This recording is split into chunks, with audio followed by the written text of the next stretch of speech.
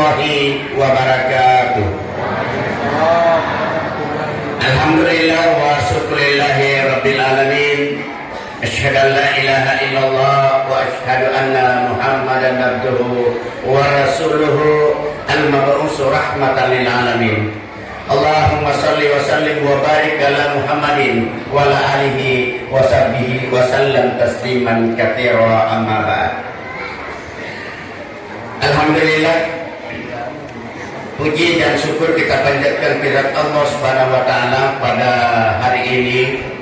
Pagi hari ini kita bersama-sama serangkaian dengan tema yang telah dipaparkan dan diletakkan di atas oleh panitia, yakni menebar empati dalam suasana penuh keakraban dan silaturahmi. Hadirin yang sama berbagai Bapak Ibu, sekali lagi saya minta tenang mendengarkan penjelasan saya tentang maulid. Dan mungkin baru kali ini Bapak Ibu sekalian dengan memahami makna tentang peristiwa lahirnya Nabi Muhammad SAW. Mudah-mudahan dengan kehadiran kita pada hari ini, insya Allah pulang nanti dengan ada satu kesan bahwa apa yang telah didengarkan dapat diamalkan. Nabi tidak pernah melaksanakan seperti ini, tapi Nabi akan senantiasa memperingati hari kelahirannya. Jadi Nabi senantiasa memperingati hari kelahirannya. Setiap hari Senin, Nabi Muhammad SAW itu berpuasa. Ditanya oleh Ibnu Qatadah. Ibnu Qatadah tanya, ya Rasulullah, kenapa engkau puasa pada hari Senin? Langsung jawab Rasulullah, itu adalah hari kelahiranku dan itu turunnya wahyu. Namun tidak dilaksanakan. Kalaupun dalam faktor hukum itu adalah dibolehkan. Adapun yang membid'ahkan itu memang bid'ah adalah segala sesuatu yang tidak pernah dilakukan oleh Nabi, itu namanya bid'ah. Tapi kalau dalam syiar itu mungkin ada baiknya. Jadi bid'ah tidak semuanya dalalah, walaupun Al-Quran menyatakan kullu bid'atin dalalah wa kullu dalalatin finnar. Tapi itu dalam prospek dalam hukum, itu adalah dalam bentuk ibadah. Hadirin yang sama berbahagia, saya ingin mengutarakan sejelas-jelasnya tentang riwayat perjalanan kelahiran Rasulullah. Itu kalau ditanya itu bukan hafalan, Pak Ibu. Kalau ditanya siapa nabinya Muhammad, orang non-muslim, orang Kristen, orang kafir, orang majusi, orang ateis, kalau ditanya siapa nabinya, Islam itu pasti dia jawab adalah Muhammad. Tapi siapa sebenarnya Muhammad? Siapa sebenarnya Muhammad? Itu walaupun Muhammad merendahkan diri. Qul innama ana basyarun mislukum yuha. Saya ini adalah bagaikan seperti kamu, saya ini manusia sendiri, manusia biasa, tidak beda dengan kalian. Tapi hanya yang membedakan adalah wahyu, saya menerima wahyu. Hadirin yang sama berbahagia, maafkan saya akan mencoba dengan mengkaji sedalam-dalamnya tentang kelahiran Rasulullah Muhammad SAW. Sebelum lahir Nabi Muhammad SAW, orang yang pertama dunia, saya tanya siapa orang yang pertama dunia? Nabi Adam. Tidak bisa ditahu kapan lahirnya seorang manusia dan seorang nabi, tidak ditahu kapan. Manusia saja pertama tahu bahwa Muhammad sebagai nabi yang terakhir, nabi yang paling dimuliakan oleh Allah Subhanahu wa taala. Tak kala Nabi Adam alaihissalam diciptakan dari tanah, lalu dia dimasukkan roh, disuruh berdoa. Allahumma jalanna anfusana wa illam taghfir lana wa tarhamna. Ditanya kepada oleh Allah, Adam, dari mana engkau tahu bahwa Nabi Muhammad itu akan ada? Nabi yang sama itu pertanyaan di Allah, ya Allah, karena aku berdoa kepadamu ya Allah, saya melihat namamu bergandengan dengan nama Muhammad. Berarti ada nama Nabi yang paling dimuliakan, Nabi yang paling dicintai adalah Muhammad. Coba bayangkan, Pak. Nabi Adam tahu tentang kelahiran Rasulullah, apalagi kita umatnya. Kalau ditanya siapa nabimu, Nabi Muhammad. Itu saja yang kita tahu. Siapa sebenarnya Nabi Muhammad sebagai Nabi rahmatan lil alamin?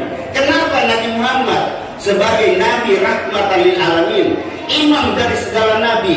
Kita dengarkan riwayatnya. Lebih 600 tahun sebelum lahir Muhammad, makutanai wawana ummahna Nabi Isa. Ya Nabi Isa, engkau pada nabi yang paling dicintai, yang paling dimuliakan dan paling disayangi oleh Allah selain engkau Nabi Isa. Nabi Isa berkata, masih ada nabi di belakangku namanya Ahmad. Itulah nabi yang paling disayangi dan dimuliakan oleh Allah Subhanahu wa taala. Bergembira umatnya, bergembira umatnya Nabi Isa. Apalagi kita. Iya. Kemudian yang kedua sini melebihi hadir. Yang kedua dalam peristiwa kelahirannya, yaitu Nabi Muhammad SAW sebelum diangkat menjadi Nabi dan sebelum lahir, memang diberikan kepada seorang yang bisa menjadi ayat terhadap Muhammad. Diberikan tanda, Pak. Nasabah Yaro Abdullah, bapak dari Muhammad itu ada cahaya, diberikan cahaya oleh Allah. Cahaya berada di dahinya. Justru karena ada cahaya di dahi Abdullah, seorang wanita cantik yang paling cantik di tanah Arab, namanya Syarifah. Kalau ada Syarifah di sini mohon maaf, katanya itu Syarifah. Cantik sekali.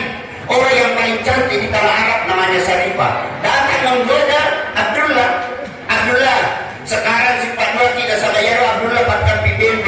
Kebetulan Abdullah dia duduk dalam tempat penggembalanya satu kubu-kubu. Boleh seorang wanita cantik yang menggoda Abdullah. Ada katamu, sekarang si Pak Dua kepada Jabal katamu Abdullah. Ada dan Abdullah, maka di Pak Dua itu tapi ini setip wangin. Ada yang melihat kita. Kembali Abdullah lari. Lihat suri bolaan Abdullah lari. Dia menangis datang di hadapan bapaknya. Maka dari Ambona, Abdullah maju memuteri. Kenapa kau menangis Abdullah? Saya menangis, saya digoda oleh wanita cantik. Maka dari Ambona, narik kepada dia usapar nampoti. Nasabah, ya ini tumatuai Bapak Ibu sekalian kadang-kadang tidak mengerti. Anak tak pulang pagi, pergi sore pulang pagi, pergi pagi pulang malam. Tapi dia tidak tahu anak-anak makin sapatun yang putih anaknya. Bapaknya Abdullah tak sendiri. Maka itulah dilamarkan kepada seorang perempuan yang tidak punya tangan, tidak punya mata, dan tidak punya kaki. Maka ini Abdullah pikir bicara ambo. Nah ya Romero kali aku tanya atau digaga dia, dia gaga jarinya, dia gaga matanya. Maka dia nasib itulah yang nanti turuti perintahku. Sampai maka Abdullah tidak akan mungkin saya dibawa sesuatu dari ayah saya, sesuatu yang menjadi derita dalam hidupku. Begitu dia selesai kawin nikah antara Abdullah namanya Aminah. Setelah dia nikah Bapak Ibu sekalian, dia itu Abdullah tulinai tani yaro beli nama kare salah dia taniana yang sekalok. Bukan ini yang dimaksud oleh ayah saya. Dia rasa dekat, tidak punya kaki, tidak punya tangan, tidak punya mata. Ini orang cantik dan lengkap. Aminah. Mulai kawin, dia tanya bapaknya, Bapak, itu kan yang saya ditunjukkan itu kawin. Yung kami kinasaya yan nyo, dia sengamina, nasa nakadina, kata nasa jarina, wakarewo, nasa ngambo, magkarakat di gagagina, nasa bayar, binimo, di na po, di lawat tawago.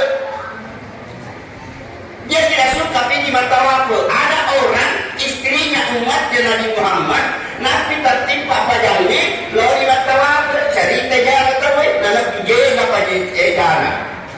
Banyak orang yang seperti itu. Nabi dia tertimpa pajangnya lori, keselangkan tulasana makun raya dia nulim koridor terus. Ada.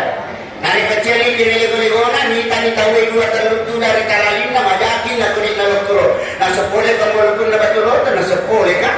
Na sepuluh karena setak wajubahan na pagi 7 juta na setebeli nyai na minta nyerolongo. Banyak sekali gosip, berhenti gosipku kesebesaran. Kesebesar justru dia katakan bahwa istri Muhammad tak punya kaki. Nah sahabat itu na rumah tawako, na cerita kiri kanan balik bola. Dan seterusnya. Begitu dia nikah, istri sebulan yang satunya istri yang bisa dijamin tidak dihisap, tidak ditimbang amalnya, langsung masuk surga kecuali istrinya Fir'aun. Kenapa? Begitu Fir'aun dia berkata, coba ulangi perkataanmu. Kalau kau ucapkan lagi kalimat Allah, saya akan masukkan ke dalam belanga dengan air yang mendidih. Masih tetap istrinya berkata, La ilaha illallah, maka dimasukkan ke dalam belanga istrinya. Rina suminina Fir'aun, di dalam belanga mati, di dalam belanga istri Fir'aun, dengan hanya menyebutkan kalimat Allah subhanahu wa ta'ala. Sampai begitu dia mati dengan harum sampai 7 langit ke atas, Pak, terdengar dengan bau harumnya istri Fir'aun karena mati dalam mempertahankan akidah. Ya ini umat Nabi Muhammad, ngapain letak cedek, sudah dijual keyakinan. Kebohongan sudah kita akan tebarkan di mana-mana. Itu istri Fir'aun itu mati demi karena mempertahankan kalimat tauhid. Pada bulan keempat, kelima dan seterusnya itu bergantian malaikat datang. Bapak Ibu sekalian, saya masuk pada bulan kedua, pada bulan ke-9. Pada bulan ke-9 itu sudah terjadi sesuatu yang sangat-sangat mengherankan, Pak. Jadi dengaran ibu, maka dia Nabi Muhammad tanya itu ke bawah. Walaupun Nabi maka dia pada tapi itu dalam bentuk kelahirannya bisa dinilai. Pada tanggal 12 Rabiul Awal, malam 12 dan 12 malam, itu mengherankan seluruh dunia.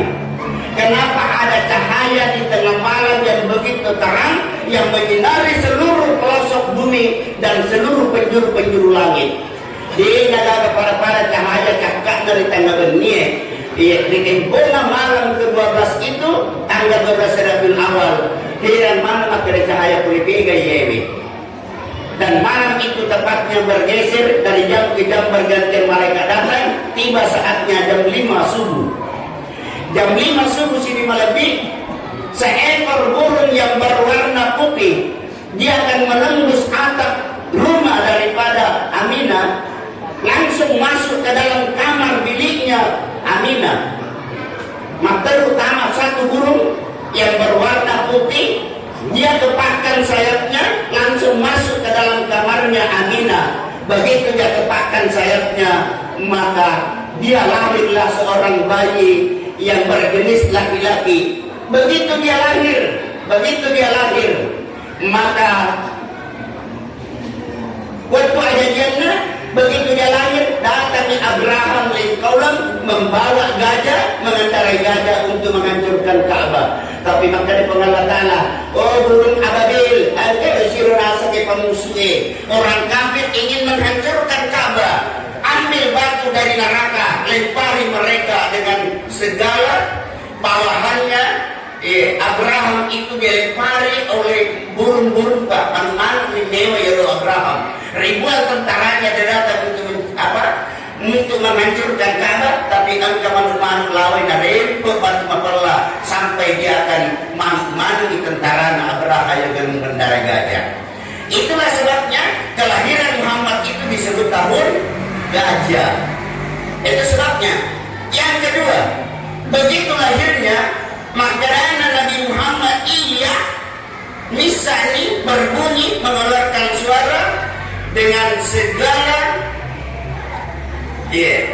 dengan kekuasaan Allah Subhanahu wa Ta'ala. Riwayat nama Masada Nabi Muhammad namanya dia gereja yang paling terbesar seluruh dunia yang berada di Persia, 10 tingkatnya ya gereja Pak yang paling terbesar. Begitu lahir Muhammad, dia runtuh sendiri itu gereja, menandakan bahwa Muhammad akan menghancurkan segala penyembahan kecuali Allah Subhanahu wa Ta'ala.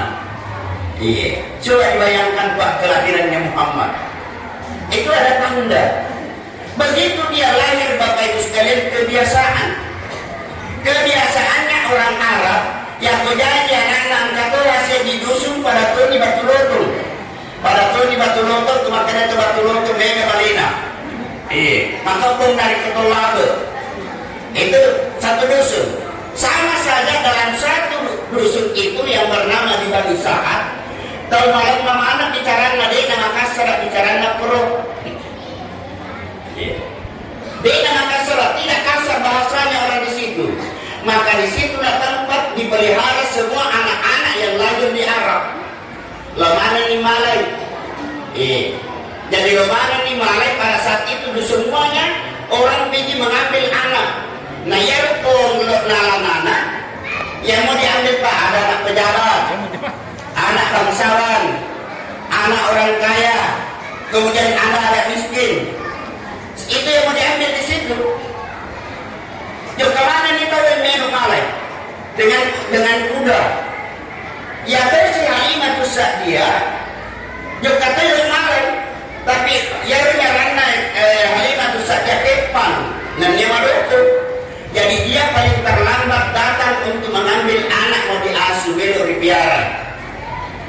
Itu yang paling lambat pada saat jarak depan kasih nyarana dan dia Maroko.